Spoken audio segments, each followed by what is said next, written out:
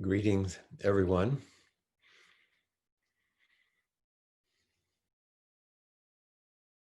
I hope that as you're coming online a few minutes early, that you're enjoying the meditation before the meditation, our silent time together, pardon me, before uh, our more prescribed 5 minutes of sitting together as others come online.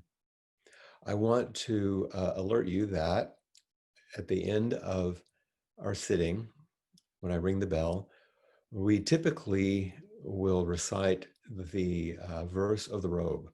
That's what we've classically done.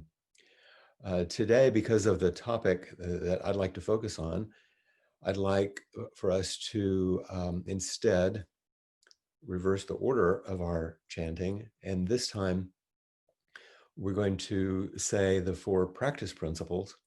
That's the one that begins with caught in the self-centered dream, which we do at the end usually. We're going to do it right after our sitting before my small reflection. So just be aware that we'll be doing something a little bit different and changing the order of things. Kind of wakes us up a little bit. Also, I'll remind you of a something many of you have certainly heard and maybe read. It was something that Norman Fisher had in his book, Training in Compassion, where he said, practice like you're with others when you're alone, and practice like you're alone when you're with others. I've mentioned this previously because since we can't see each other, and you can sit in your pajamas and drink tea and pet the dog, but notice what it's like if you assume yourself to be in the cloud zendo, your home zendo, and actually sit during this 5 minutes in a way that asks something of you that isn't just waiting. It's not about being strict or harsh, but notice what happens when you're willing to bring yourself fully to the one thing, to just the sitting for these next 5 minutes. Okay.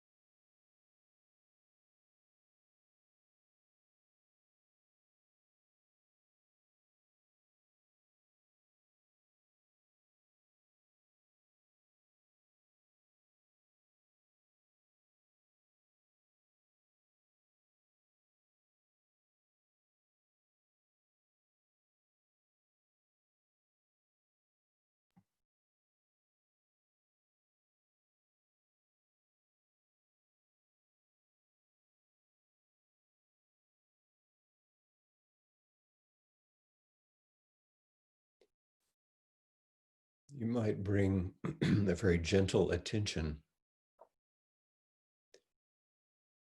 to your body and your breath.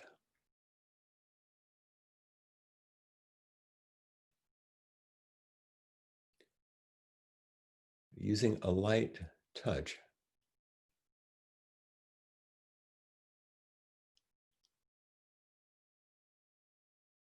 so that your attention is oriented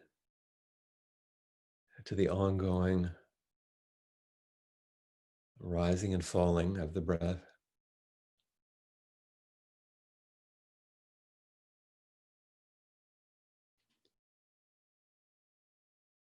and your remarkable embodiment, no matter what its condition at this moment.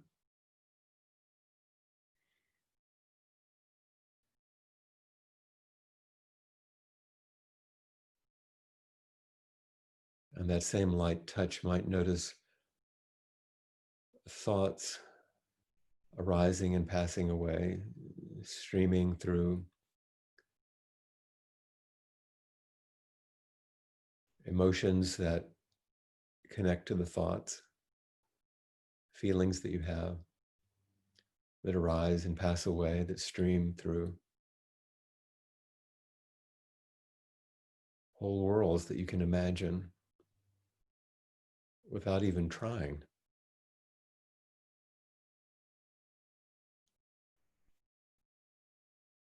But with a light touch of consciousness and attention, you can notice, even name these things. And in doing so, it's a gentle step back without denying and without identifying with anything that passes through your consciousness, attending to presence and to our embodied container without being too enchanted by the contents of our consciousness.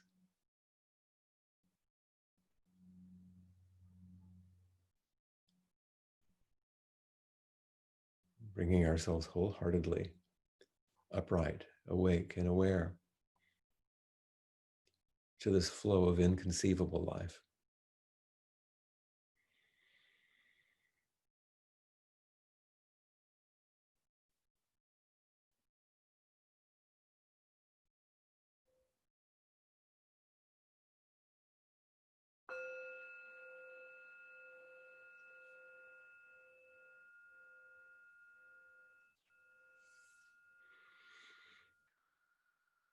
And now the 4 practice principles.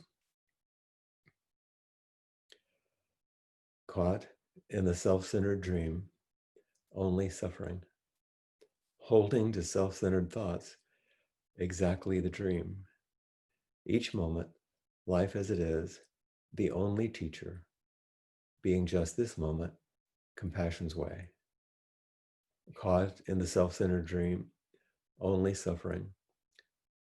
Holding to self-centered thoughts, exactly the dream. Each moment, life as it is, the only teacher, being just this moment, compassion's way. Caught in the self-centered dream, only suffering. Holding to self-centered thoughts, exactly the dream. Each moment, life as it is, the only teacher, being just this moment, compassion's way.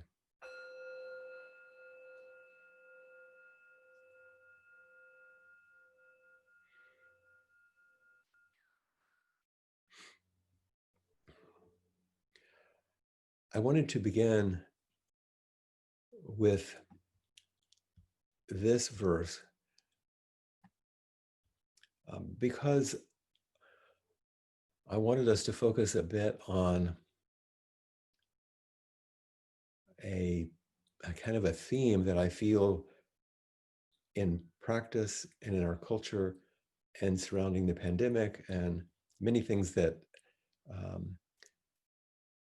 are moving in the space of our practice now, which is something like, and this is kind of crudely said, get me out of here. Get me out of here. Some of you might be familiar with the very first book that was published of much note in a series by Pema Chodron. You know, she's such an important and wonderful teacher, an elder in the Buddhist community. And the first little book that was published by Shambhala of hers. The title was The Wisdom of No Escape. The Wisdom of No Escape. So it reflects our time. Many of us are at home, or at least limited in our activities. So many people are limited in incredibly challenging ways. So it's both reflective of our experience and it's the challenge, this no escape. But she talks about the wisdom of no escape. Here's a brief quotation from her book. And I love her phrase. She talks about what she calls an innocent mistake. It's like in the meditation when I was suggesting that you have a very light touch, just a soft kind of attention. She says the innocent mistake that keeps us caught in our own particular style of ignorance, unkindness, and shutdownness is that we're never encouraged to see clearly what is with gentleness. Instead, there's a kind of basic misunderstanding that we should try to be better than we already are, that we should try to improve ourselves, that we should try to get away from painful things, that if we just learn how to get away from the painful things, then we'd be happy. And she goes on further, but you get the feeling of this innocent mistake that keeps us caught in our particular style of ignorance, unkindness, and shutdownness, because we're not encouraged to see what is. Caught in the self-centered dream. Only suffering. Holding to self-centered thoughts, exactly the dream. We're caught because we're holding. Caught in the self-centered dream, only suffering. Holding to self-centered thoughts, exactly the dream. And as the dream and the thoughts shape each other, but the key is self-centeredness, the separation, the concern about how I improve, how I hide, how I can get away. And we see that as one of the most pernicious pandemics in our culture right now, is that kind of self-centeredness. And unfortunately, it's being encouraged at very powerful levels. So the wisdom of no escape is an innocent mistake, and it reveals to us our particular style of ignorance and unkindness and shutdownness when we stop and engage in zazen or some form of meditation. So those are the first two lines that we just chanted. The next line that we chanted is each moment, life as it is, the only teacher. And this suggests the practice turn, what we do to to be encouraged to see clearly what is. Here's what Pema says about meditation very briefly. Meditation is about seeing clearly the body that we have, the mind that we have, the domestic situation that we have, the job that we have, the people who are in our lives. It's about seeing how we react to all these things. It's seeing our emotions and thoughts just as they are right now, in this very moment, in this very room, on this very seat. It's about not trying to make them go away, not trying to become better than we are, but just seeing clearly with precision and gentleness. Seeing clearly with precision and gentleness. Seeing exactly each moment. What do we see? Life as it is. What does that offer us? Teaching. If we can see it that way. You've often heard me say, some of you that have been students for a while, that our choice is to live in this body with this heart and mind with this conditioning and life circumstance, with these people and these relationships and this context, because that is where we live. And we can fight against it or we can choose it. But if we begin to tap into the wisdom of no escape and understand that we've made an innocent mistake by being caught in a self-centered perspective and holding on to that perspective, then we have a possibility of seeing what are the teachings. Each moment, life as it is, the only teacher. The last line in the small series of practice principles is being just this moment, compassion's way. And once again, just a couple of lines from Pema. The problem is, she says, that the desire to change is fundamentally a form of aggression toward yourself. The other problem is that our hang-ups, unfortunately or fortunately, contain our wealth. Our wealth. Our neurosis and our wisdom are made out of the same material. If you throw out your neurosis, you also throw out your wisdom. Being just this moment. I'm crazy. Being just this moment. I feel loving. Being just this moment. I'm furious, frustrated. Being just this moment. I feel patient and loving. Being just this moment. Being, the beingness of the moment, not the content of the moment, the beingness of the moment. The loving presence, the willingness to not escape is compassion's way. Because remember, compassion is the capacity to meet suffering and not turn away, not blow out, not react, not make things worse. So to not make things worse, which kind of a joking way, I've heard Norman Fisher say, this is why we sit on these cushions, is to not make things worse, to not make things worse, to actually engage the way of compassion is to be fully with this moment.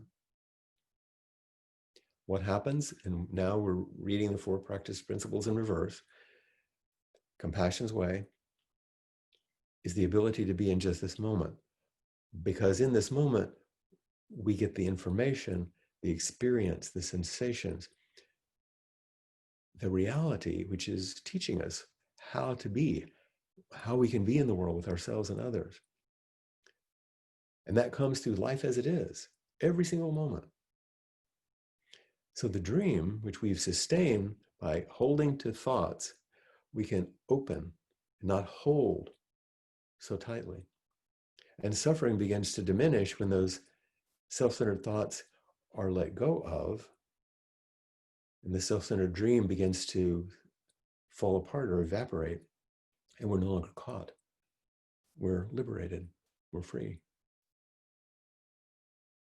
But to do that, we have to engage something that is really, really hard for most people. And it's being shown to us right now, which is, can we, it's like training a dog. Can you just stay?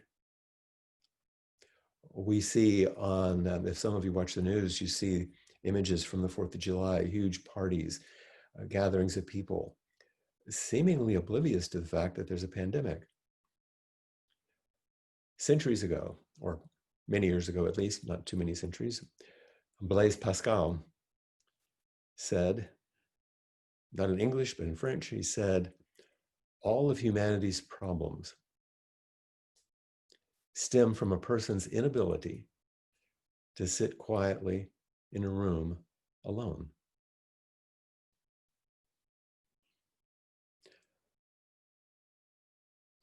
This is what we ask ourselves to do, not so much the alone part. And so many years ago, this well-known person is saying, most of our problems stem from an inability to appreciate the wisdom of no escape, the wisdom of staying, the wisdom of being willing to actually feel the fullness of our life.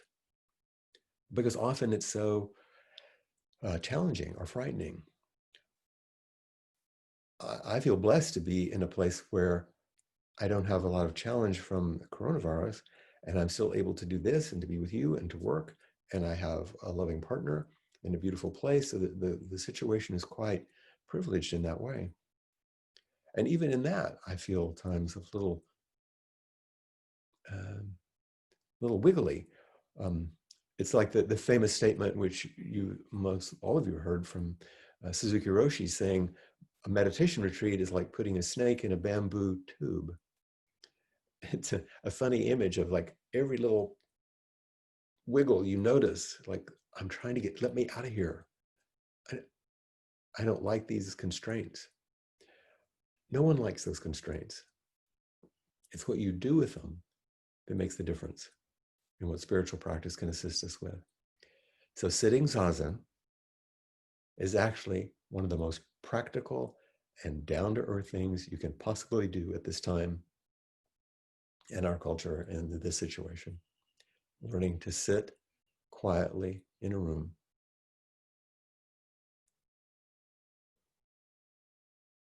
so we can understand and feel and appreciate the transformative effect of no escape. Choosing to remain upright, not just still in some sort of forced way, but how do we remain upright in the face of whatever comes? Family members being ill or dying, um, economic challenges. There are terrible things happening. How do you remain upright? And it doesn't mean unmoved. It doesn't mean heartless or not appreciating the difficulties. Being upright might be grieving fully, wholesomely, because that's the appropriate thing to do. We learn to stay longer than you thought you could. We notice this in longer retreats. We sit longer than we thought we could and realize everything that arises and passes away as we stay and watch and stay and watch and stay and listen and stay and feel in our body.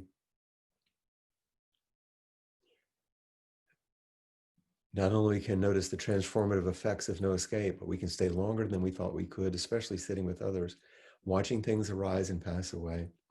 And we stay longer than we could alone. And in doing so, we'll discover, and this is the gift, we discover our basic sanity and our basic goodness in the midst of the inevitable swirl of thoughts and emotions and body sensations. It doesn't stop. You're still going to be what I call a messy miracle. You're still going to be all of that, but you discover at the center the still, quiet sanity, the basic good heart in the midst of it all. A story that I was speaking about yesterday in a practice discussion group, which no doubt some of you have also heard, but it's apropos here.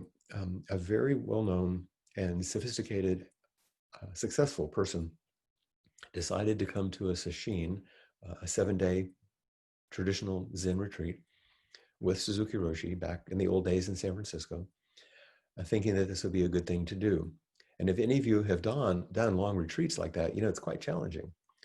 And a Zen sesshin has a certain form to it that's quite rigorous. It's geared to help us understand the wisdom of no escape. And this person, on about the third or fourth day, which is often the apex of difficulty when we just are having trouble, he came to a private interview and said, I can't do this. I can't. I'm going to have to leave. And Suzuki Roshi said, yes, we try and we try and we fail. And then we go deeper. We try and we fail and we go deeper. He didn't suggest that he stay. He didn't suggest that he go. He just said, yes, this is how it is. And this is what's possible if you begin to understand the wisdom of no escape. We are so enchanted. Part of the self-centered dream is, in practice, we call a curative fantasy.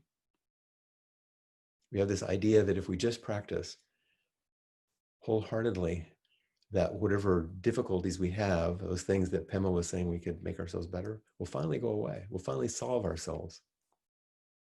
Because the desire is to be free from all suffering and pain, of course, rather than understanding that we can actually only be free within, not from, within the actual life we find ourselves embedded in.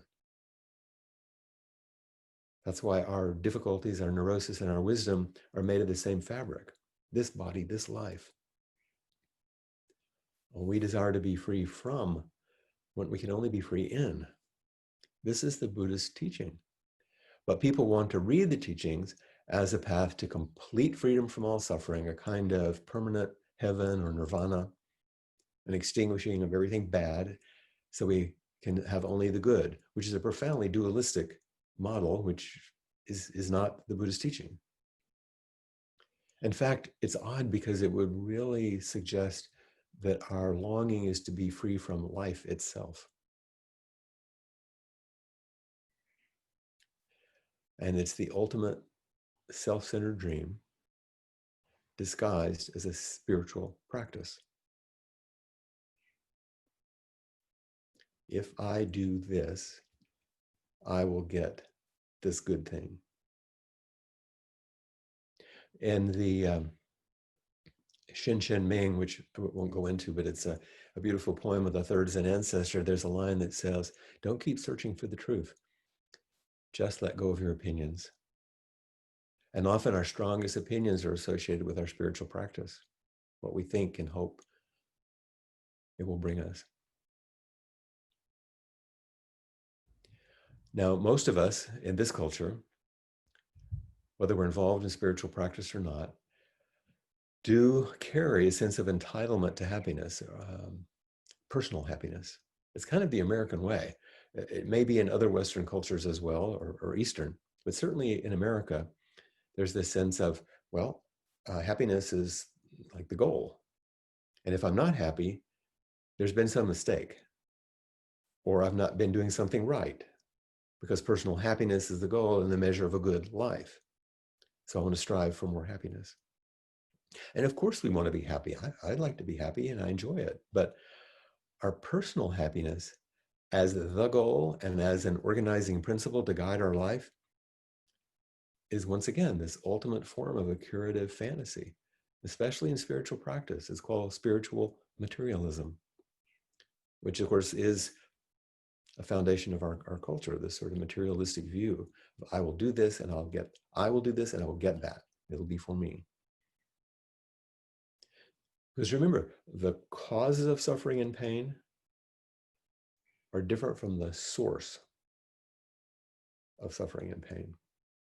There are endless sources of suffering and pain, delusions, difficulties, struggles. We see them all around. These sources are everywhere. Little probes, things that are jostling us around. And there are Dharma gates for every one of them. Like, how are you going to meet it? Each moment, life as it is. It's our response which determines whether or not we'll suffer, not the thing. The cause of the suffering is our response to the source. There are many sources. We suffer because of our stance towards reality. First, like the demand that life be different. Can't be this way. I won't accept it.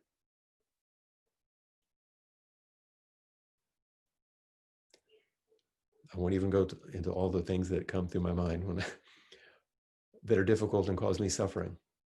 Two, right on its heels, the fearful perception that this life is unworkable. Demand that it be different. And then this is like it is, but it's not workable. I can't do this. And then 3, finally, just the refusal to face life as it is. I won't do it. These are the ways in which suffering begins to arise. The demand that life be different, the fearful perception that it's unworkable, and the refusal to face life as it is.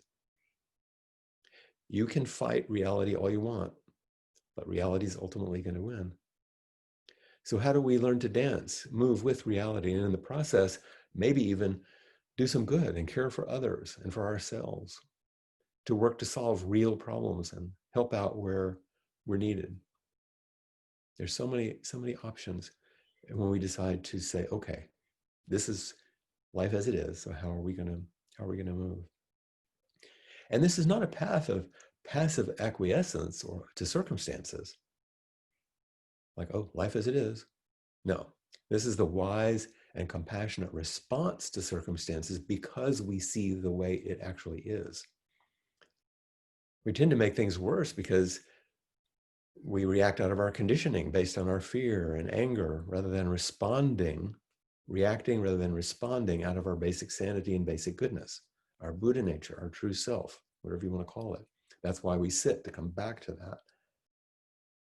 Spiritual practice is not going to change the world to match our desires,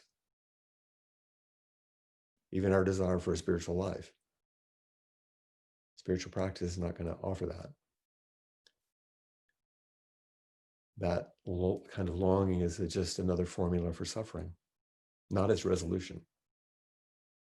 But we can learn to respond in wholesome ways to a world that never stops changing. And we can turn away. We can call it, we can have our own version of saying it's fake news. It's not real. We can blame others. We can give excuses. We can rail against it. We can numb out. And many other management strategies for not facing what is. But ultimately, the reality and truth of the situation is going to shine through. And as it does so,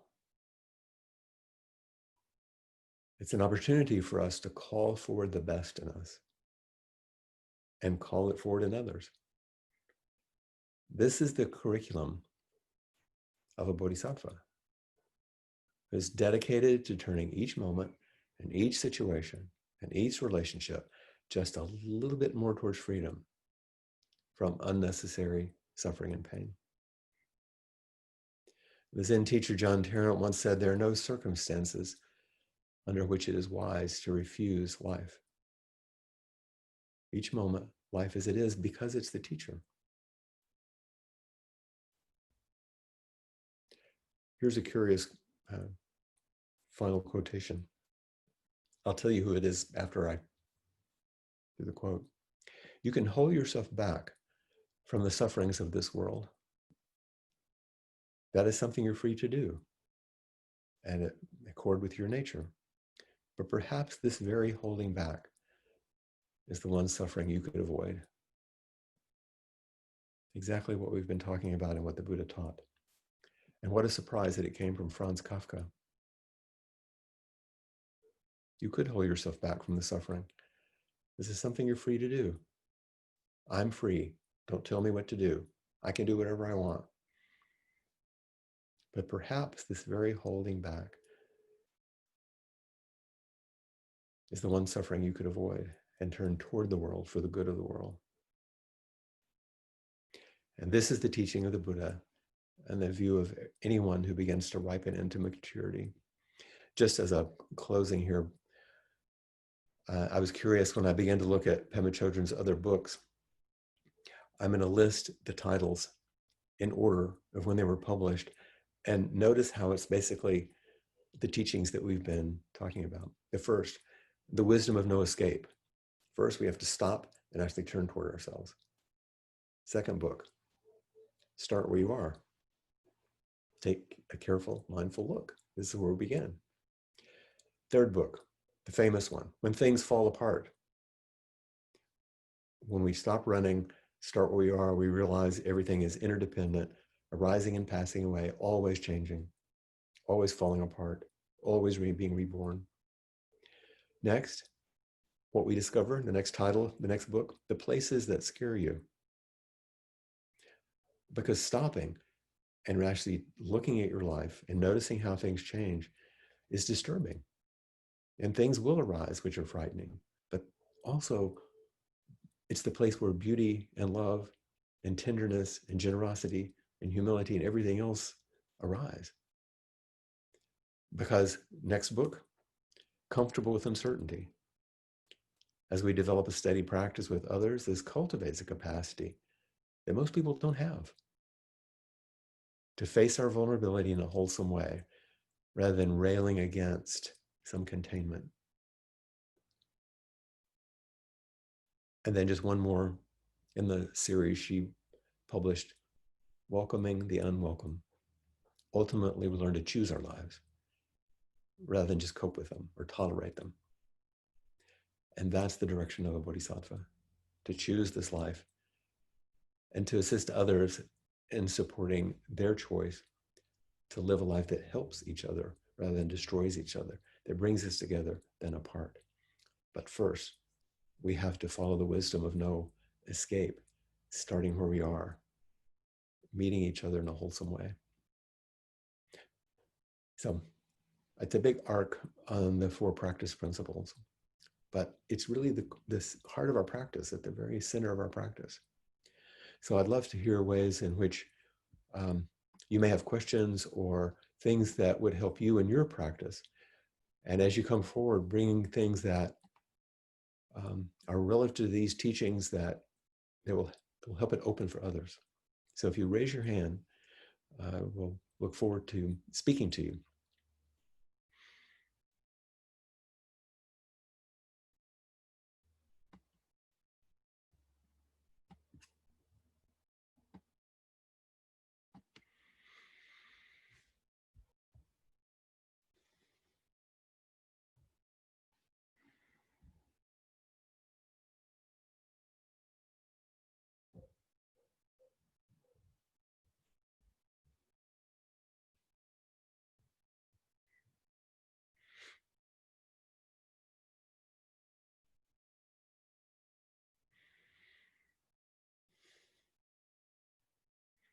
Hello.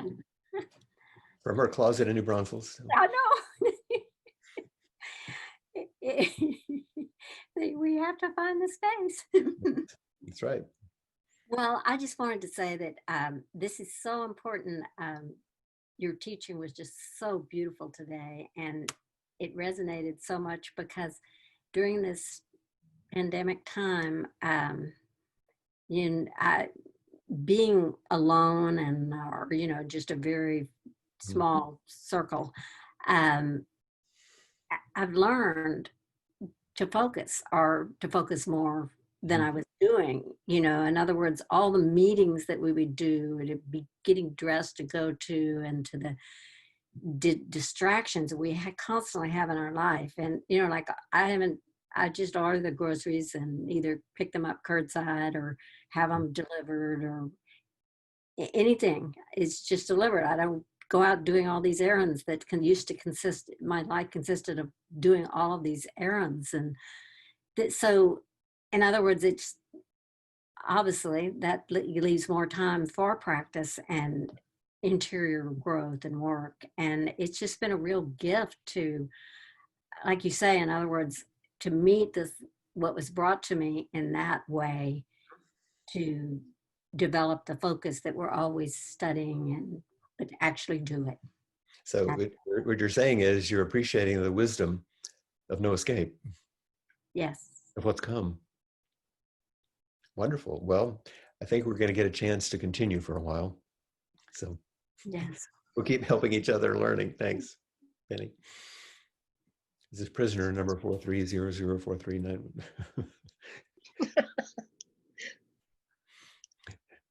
in your lockup.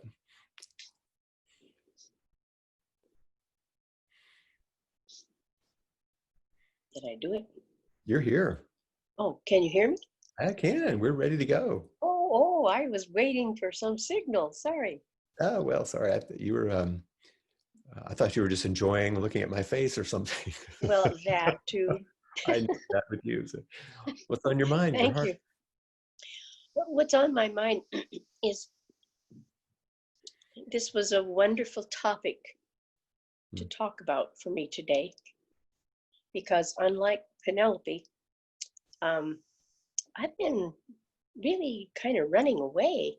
Mm. I see I've been sitting less. I've been,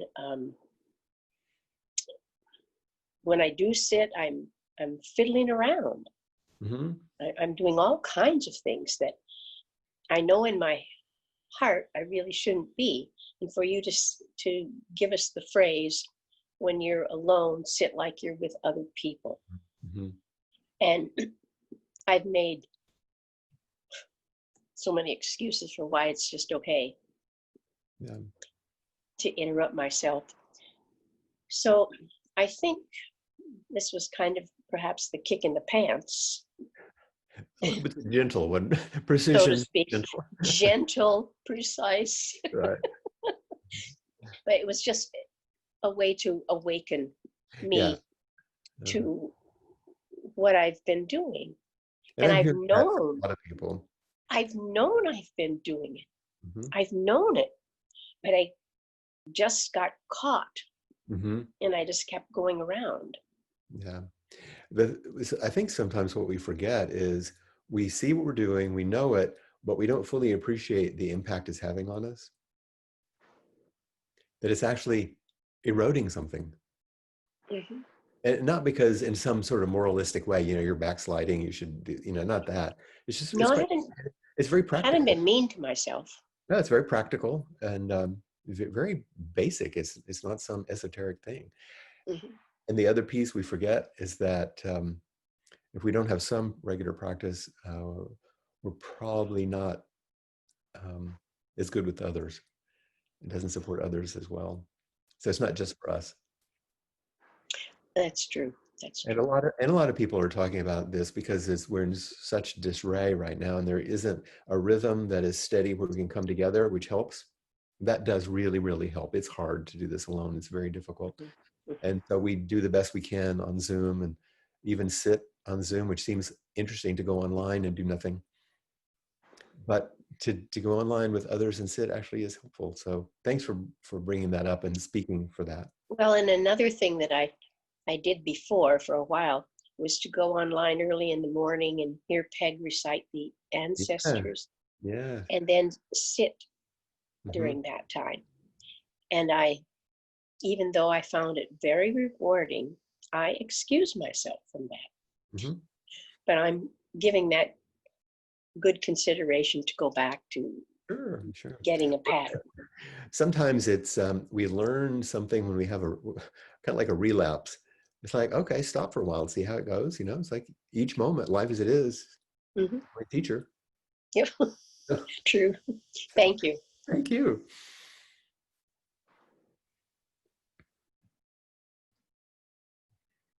Hello in Minneapolis. Uh, New Jersey. New Jersey again. I'm sorry. I just confused you with somebody in Minneapolis. That's right. No worries, no worries. It's someone who came to Cape Cod, actually. Okay, okay. Um, so a few things. The staying home, the quarantine. First of all, it brought me to a meditation practice, which I'd mentioned before was difficult for me to put into place. And my anxiety at the beginning of the quarantine was what got me started. And then I saw that these inquiries were happening, and it was very helpful because when I came back from Cape Cod, I was looking for a community, couldn't find one, and there it lay. So that has been very, very helpful. And then I normally would be traveling, this summer. Me too. Me too. Right. And I have a huge terrace that I moved to this apartment 2 years ago, and the apartment got furnished, but the terrace kind of was there. Mhm. I thought, I'm going to create, I'm going to put my funds, my travel funds into this beautiful place. Oh, And I found beautiful ornaments, like very nice ornaments and planters, and now I'm getting into the plants and taking care of them. So it's become my refuge, but I'm not going too far away. You're just going out through the door. I'm going That's your travel to your exotic garden that you've created. Exactly. And it all seems to work together. One more thing about saving the body from last week. Yes. So I had mentioned that I'm standing because I have this herniated disc, and it's getting better little by little. But I realized that when it's a flare up, I then begin my physical therapy exercises. And I thought, well, the 6 months that it's not bothering me, it's still there, and I need to save the body. So I've started, of course, now, but hope to, morning and evening. It's 7 minutes. It's, Yeah. Anyway, save the body. Thank you. But there's an analog to that too, which is like only do your meditation or only pray when things are bad. Right. Exactly. What about the other time that then actually helps you cultivate the capacity to hold what comes? Exactly. It's practice. Thanks for that. Yeah. Thank you. Hope you continue. I'm on my 5th day of recovery from my back going out. So yeah.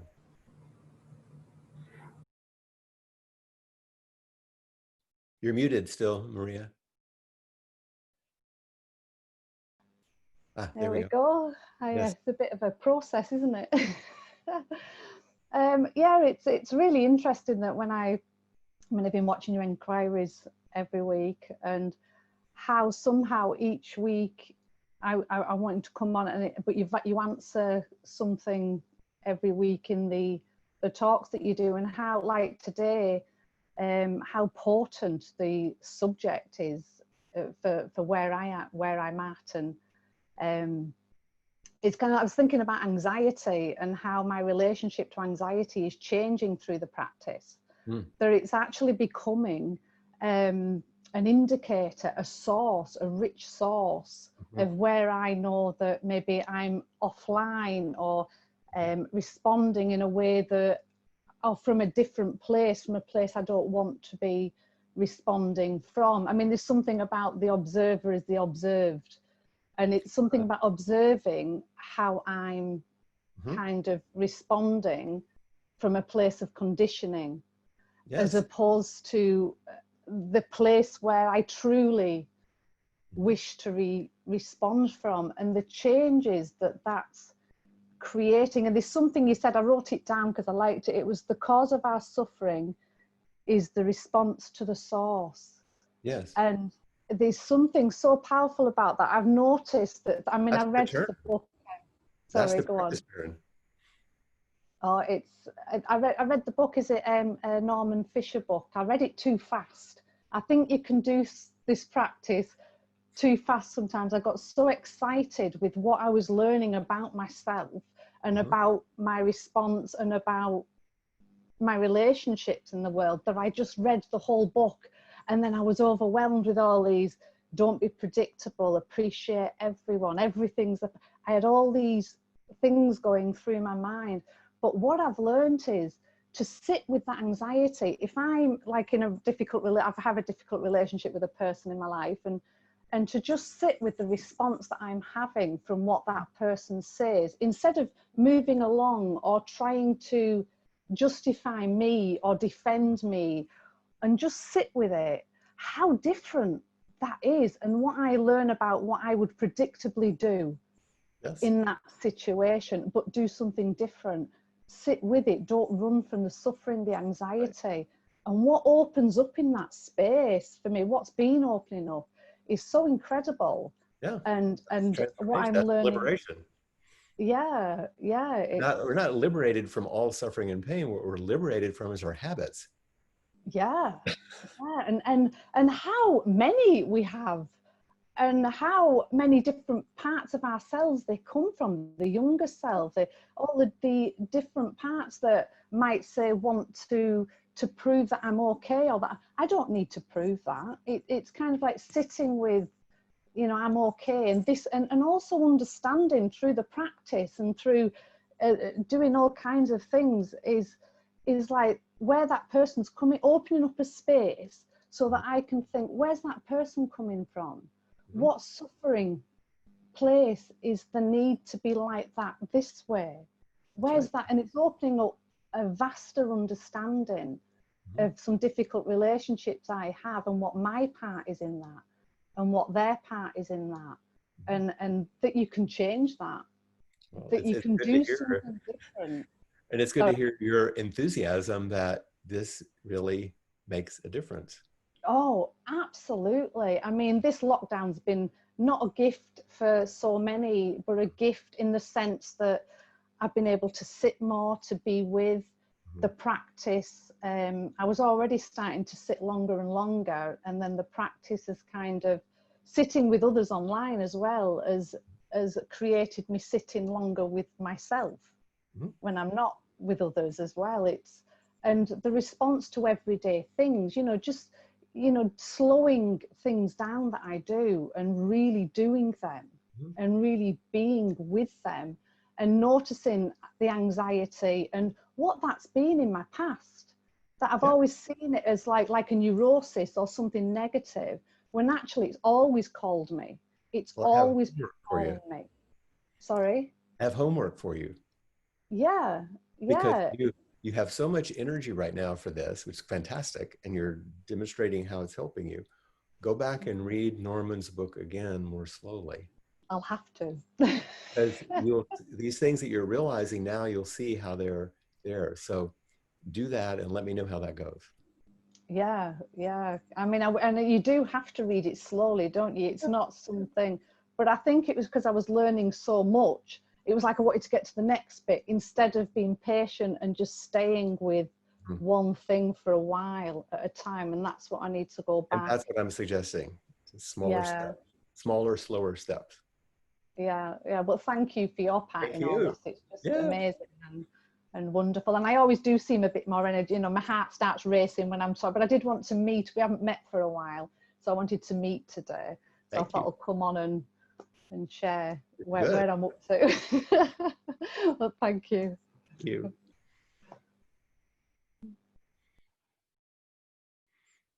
Hi, Kim. Hi, Flint. Can you see me? Yes. You see you and hear you. Great. And your Karen. Great. So my question has changed as I've sat here. Oftentimes does. But I think my question was initially, is there ever wisdom in escape? But then I was starting to realize that what I'm actually asking is not escape. Yeah, that's the key. Right.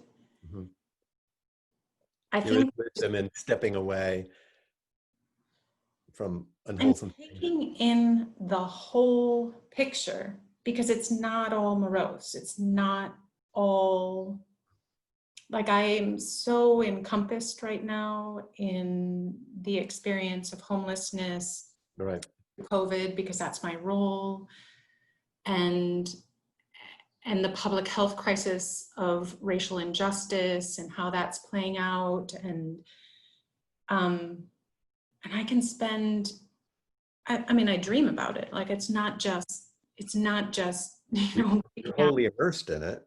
Right. And like, I've had this question in my mind, like, is it ever too much? Like, can one person, can it just break you eventually? Is there a way,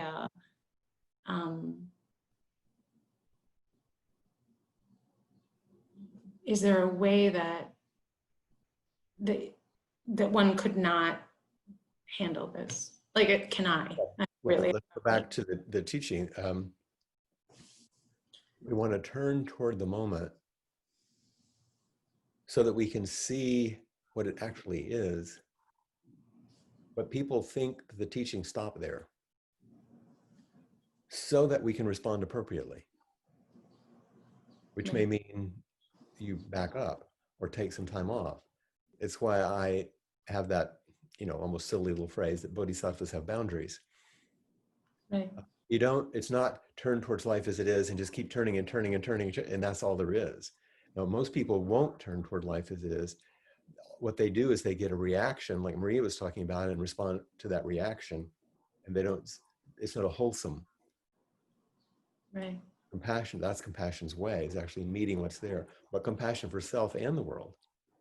Right. So compassion might mean I need to take a week off like you just did, or I need Right. to back up a little bit. I need to ask for some help, whatever it is. That's not turning away. I That's can, toward what's needed. right. I think that I can think that, especially things that are frivolous, are escapist. Mhm. You know, so to take the time to watch Queer Eye and, you know, whatever, like drink a Well, beer or something, you know, like, what if it's just the medicine though that's needed? right. Queer Eye is medicine, I just have to say, but Yeah, what if it is? What is the antidote to you have enough seriousness yeah, and you're dedicated to it. If you were watching that television show or any other one as a way to erode your willingness and capacity to do good in the world, that would be one thing. If it were actually an intoxicant that was preventing something. But if it's, but play and joy is essential or we dry up and die. You can't, if there's nothing for the child in you, in your life, you'll be depressed right. and you'll feel despair. It has to be some joy, playfulness. Well, I think oddly, you know, the despair that I oftentimes feel is the arrows I sort of shoot at myself for taking those breaks, for not being on point all the time. And so, you know, there's a way you can just take away from your ability just to like enjoy some things. Like it's not all bad. Like there's a lot of beautiful Yes. things happening. And yeah, it just feels sticky. It's also difficult because the need and the difficulty around us doesn't end. Right. And sometimes it's like, well, when everything's taken care of, then I'll rest. Exactly. But everything's never taken care of. And so you don't let yourself rest. You have to rest in order to continue to take care. That's the only way to do it. And I think right now, you know, public health is hitting the wall of their capacity, of our capacity, right? In this response, and it's wholly inadequate. Yeah. And there are very real consequences. And Yeah. so to feel all of that and to feel the weight of it,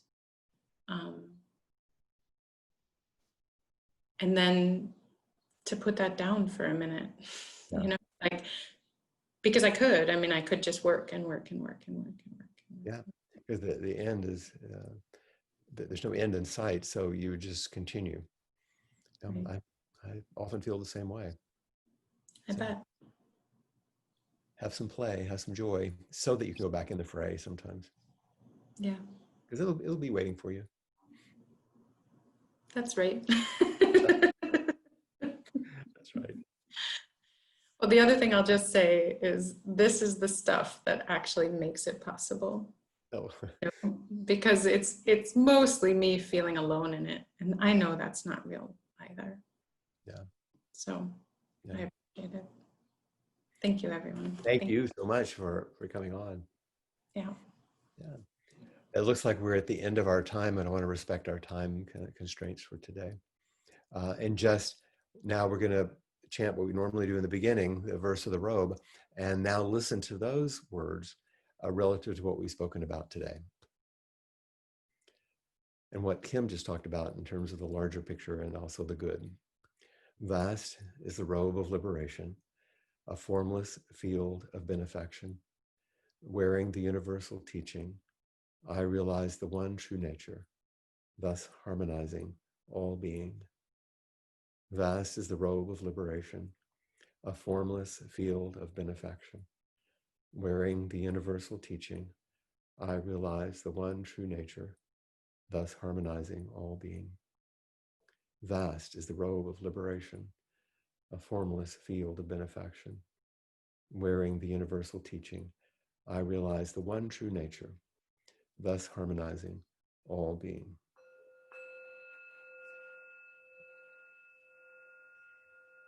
thank you very much. And hope to see you next week. I believe Jessica has a final word. Hi there, everybody. Thank you so much for your time, and thank you so much, Flint. Appamada's programs are freely offered so that everyone may participate regardless of their means. Everyone is welcome and supported on their spiritual path here. We are grateful for the generosity of those who are able to contribute in support of our Sangha, these programs, and our teachers. If you'd like to help support Appamada or our teachers, you may offer Dana for Appamada or directly to the teachers on the Appamada website through the contribute link. Thank you very much, and we hope to see you again soon.